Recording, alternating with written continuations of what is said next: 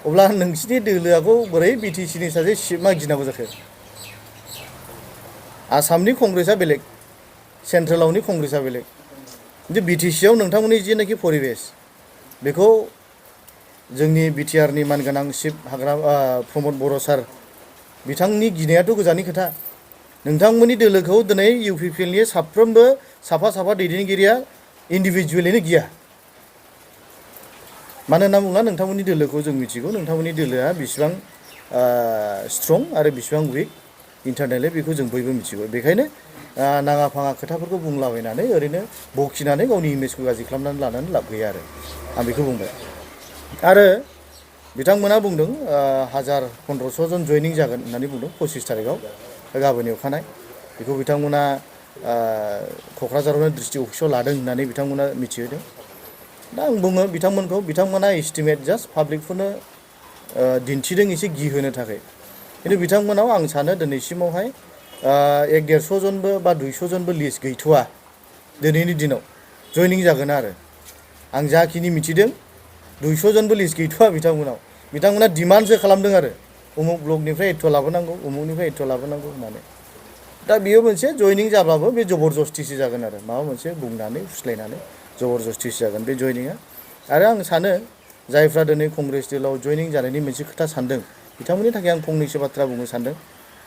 नोंथांमोना मोजाङै सिन्था खालामनाया मोजां जे जाय दोलोआ नोङो सेन्ट्रेलावनि कंग्रेसखौ स्टेटनियावनि कंग्रेसखौ नाहरनानै लाब गैया। जोङो बिटिसिनि ओनसोलाव दं हिसाबै जोङो बिटिसिनि जानानै जों साननाया मोजां।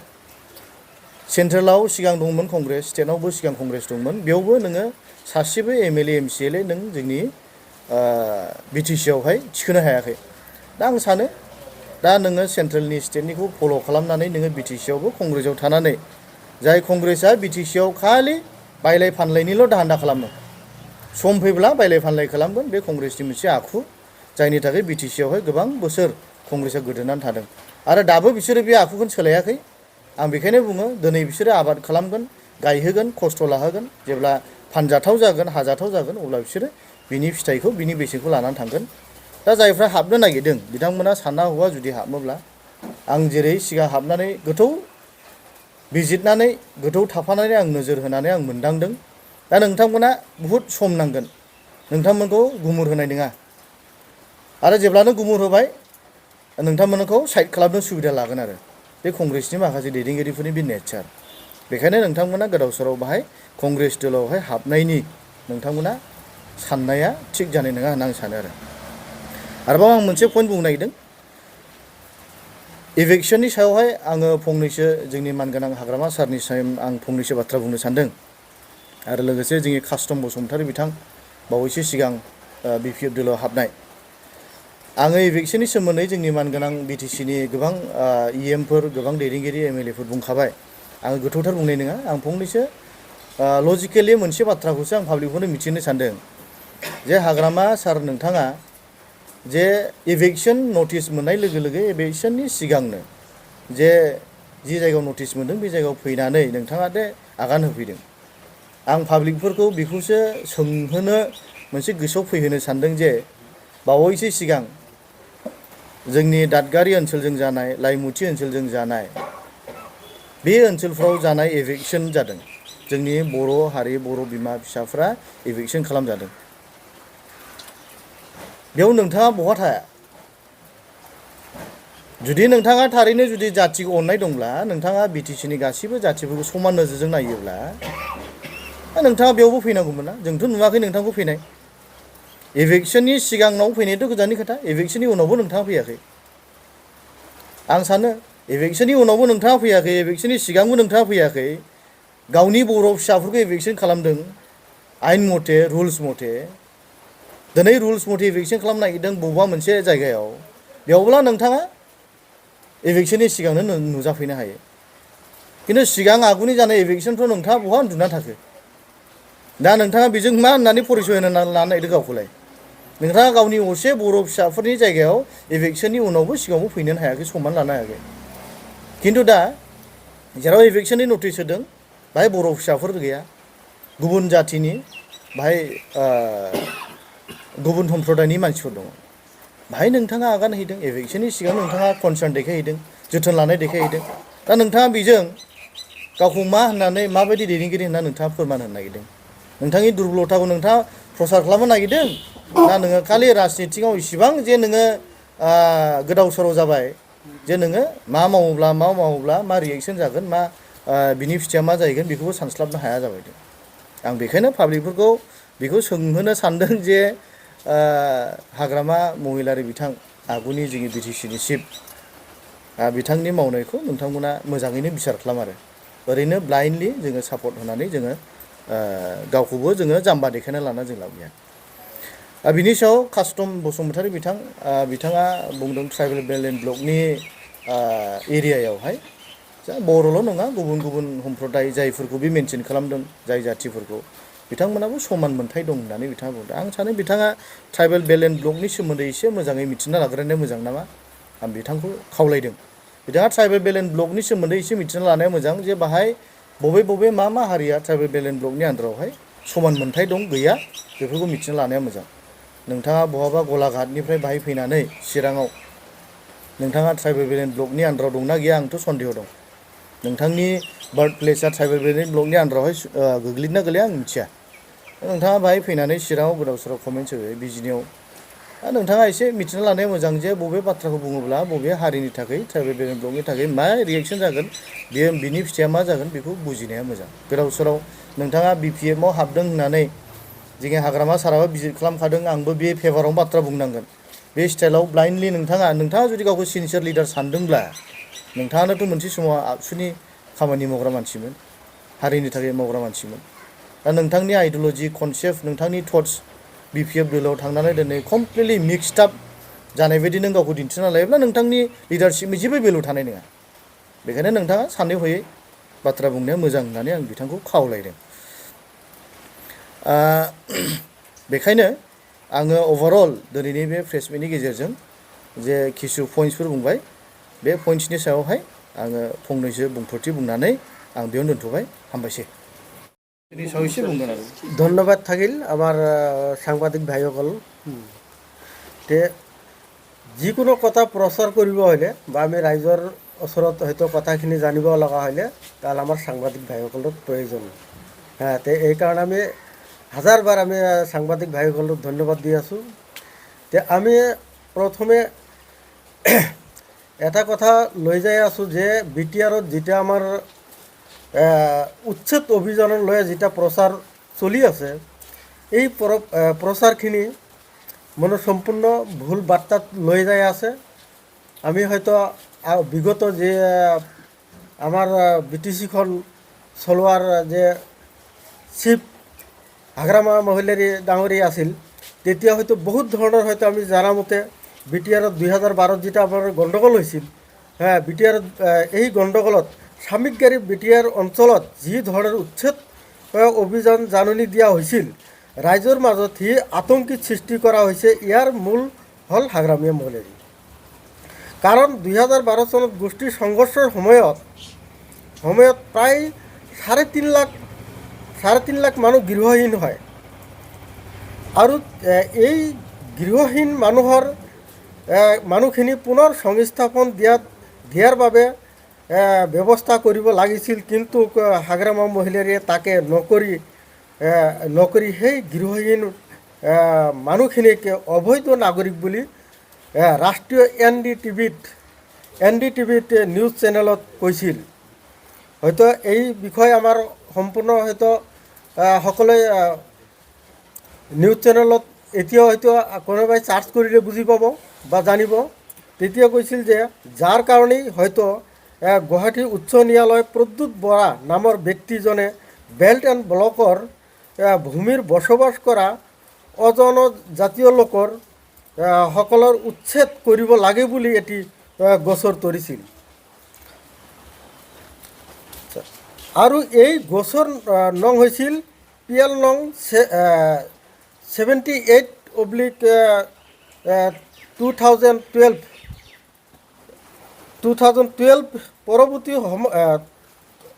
পৰৱৰ্তী সময়ত এই গোচৰৰ ভিত্তিতেই 2019 2019 চনত 4 নৱেম্বৰ তাৰিখে তেতিয়াই হাগ্ৰামা মহিলাৰী নেতৃত্বাধীন বিটিচি চৰকাৰে উচ্চ ন্যায়ালয়ে এটি প্ৰতিবেদন দাখিল কৰিছিল। কিন্তু সেইটো ৰাইজে হয়তো আমি পেপাৰ পত্ৰত বহুত পাই আছোঁ, দেখি আছোঁ, হয়তো 2012 যেতিয়া মানে পেপাৰ কোনোবাই হয়তো যদি আছে এতিয়াও চাব পাৰিব কি হৈ আছিল। এইটো আমাৰ ভুল বাৰ্তা বাৰে বাৰ হয়তো আমাৰ চিফ প্ৰমোদ বড়ো ছাৰক বাৰে বাৰে এটা মানে ভুল মেছেজ দি আছে। ইয়াৰ বিষয়ে দায় কিন্তু একচুৱেলি হাগ্ৰামা মহিলাৰী।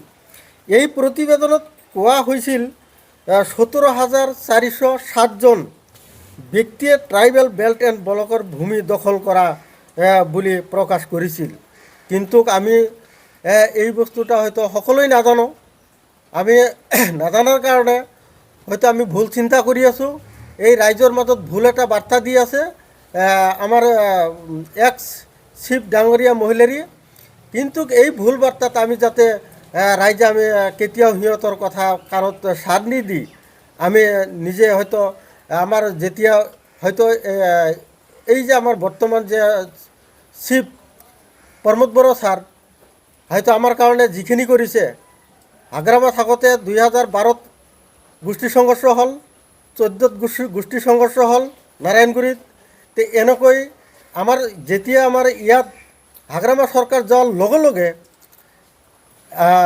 প্ৰমোদ বড়ো ছাৰ যেতিয়া আমাৰ বিটিচিখন চলোৱাৰ কাৰণে দায়িত্ব ভাৰ পাল, তেতিয়ালৈকে আজিলৈকে আমি উত্তৰৰ পৰা দক্ষিণলৈকে আমি যিমান বড়ো জনগোষ্ঠী বা মুছলিম বা অন্য অন্য জনগোষ্ঠী সকলোৱে মিলিজুলি আমি হাতে হাত ধৰি যেনেকৈ মিলাই আছোঁ, কিন্তু তেতিয়া আমি পৰা নাই।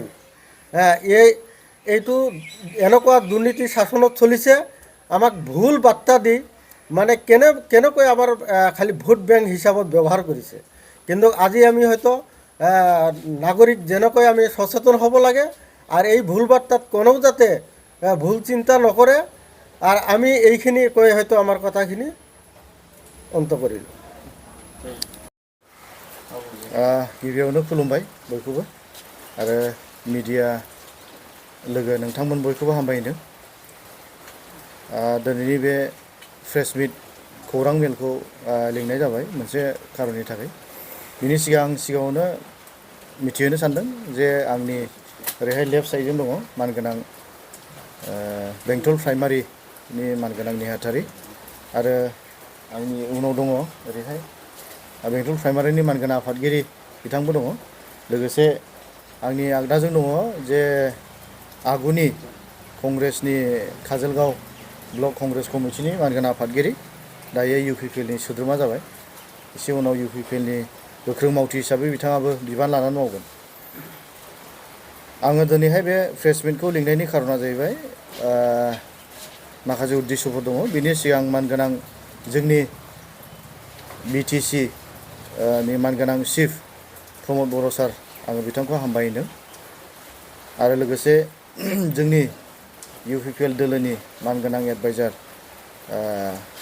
UPPLनि गाहाय मानगोनां UG ब्रह्म सार, बिथांखौबो हामबायदों। लोगोसे रोंगोरा सार, आरो लोगोसे हामबायनो आं बिसेस भाबै UPPL दोलोनि गाहाय नेहाथारि राजु कुमार नार्जारी सार, बिथांखौ हामबायदों जे बिथांनि अननायाव दिनै बे प्रेस मिटनि एरेन्जमेन्टखौ आं मोननो हादों। बेनिखायनो सारखौ आं हामबायदों। आङो गिबियावनो बुंनो नाजादों दिनैहाय जे थांनाय साननैसो सिगां PCCनि जेनेरेल सेक्रेटारि गाहाय नेहाथारि गर्जन मोसाहारि बिथाङा फंनैसो माखासे क'क्राझार गौराङाव थानाय जि कालचारेल कमप्लेक्स, बेयावहाय कंग्रेस दोलोनि मिटिंनि एसे पारमिसन बिनायाव प्रमोद बर' सार बिथाङा पारमिसन होआखै, रिजेक्ट खालामदों होननानै किसु खोथा बिथाङा मिडियायाव होनायखौ जों नुनो मोन्दों। आं बेनि सोमोन्दै आं फंनैसो बुंनो सानदों। आरो बेल' नङा, बिथाङा आरो फंनैसो बाथ्रा बुंदों जे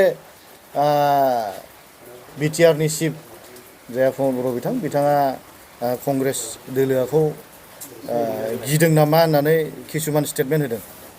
आङो बिनि सायाव आं बुंनो सानदों। आं बेखौसो खावलायनो सानदों कंग्रेसनि मानगोनां दैदेनगिरि जाया गर्जन मोसाहारि सार बिथांमोना बेखौहाय BTCनि चिफ बिथांखौ बदनाम खालामनोसो बे कालचारेल कमप्लेक्सखौहाय बिदोंमोन नामा आं सानदों आरो बिथांमोना जुदि इसिबां प्रग्राम जुदि खालामनो गोसोब्ला बिथांमोना बायरावनो खालामनो हायो UPPL दोलोआ गोबांथार प्रग्राम दिनैसिम गिदिर गिदिर प्रग्राम बायरावनो पेन्डेल खोंनानै बानायगासिनो दं बिथांमोना मोनसे एलिगेसन होदों जे दै अखानि बोथोर बेखायनो कालचारेल कमप्लेक्सखौहाय बिदोंमोन होननानै बिथांमोना बुंदों आरो खिन्थु दै अखानि बोथोरब्लाबो जों नुगासिनो दं ससियेल मिडियायाव जों नुगासिनो दं जे UPPL दोलो जोंनि दोलोआ जे गिदिर गिदिर हाबाफारि पेन्डेल खोंनानै दिनै लागासिनो दं जों जुदि UPPL दोलोआ इसिबां गिदिर गिदिर हाबाफारि जुदि बायरावनो जुदि लानो हायोब्ला कंग्रेस दोलोआ जुदि नोंथांमोना इसिबां जुदि गोहो दंब्ला नोंथांमोना पेन्डेल बानायनानै जयनिं प्रग्राम खालामनो ना नोंथांमोना माबा मोनसे प्रग्राम खालामनो नोंथांमोना बायरावनो खालामनो हायो दा बेखौ नोंथांमोना कालचारेल कमप्लेक्सआव खुंनो होननानै एप्लिकेसन होनानै नोंथांमोना गावसोरखौ श' खालामनानै दिन्थिनानै खालि पाब्लिकफोरखौ नोंथांमोना आन्दायहोनायनि सारा बे जेबो एजेन्डा नङा होनना आं सानो आरो नोंथांमोना खालि पाब्लिकफोरखौ आन्दायहोगोन जे कंग्रेस दोलोआबो दिनै इसिबां स्ट्रं हिसाबै BTC आव फैबाय कालचारेल कमप्लेक्स बायदि जायगायाव दिनैहाय मिटिं खुंनानैहाय दिन्थिनो हाबाय दा माबा मोनसे गावसोरनि मोनसे पिक्सारखौ देखायनो बिथांमोना एजेन्डा दंमोन दा आं बेखौसो बुजिदों आरोखि दा बेखायनो बिथांमोना पिक्सार देखायालाबानो आं बेखौसो खावलायगोन नोंथांमोना थारैनो जुदि पार्टिनि थाखाय मावनो ओंखारदोंब्ला कंग्रेस दोलोआ BTC आव मोनब्रै जिल्लायावहाय नोंथांमोना गाहामैनो मोजाङै गोहो गोरायै मावनानै दिन्थि अब्ला पाब्लिकफ्रा नोंथांमोनखौ नुगोन जे कंग्रेस दोलोआ बेसेबां गोहोगोरा आरो नोंथाङा फंसे बाथ्रा बुंदों जे गौतम मोसाहारि बिथाङा BTC नि चिफखौ कंग्रेस दोलोखौ गिदों नामा होननानै बुंदों आरो आं बिनि फिनजाथायखौ आं होनो सानदों जे बिनि फिननाया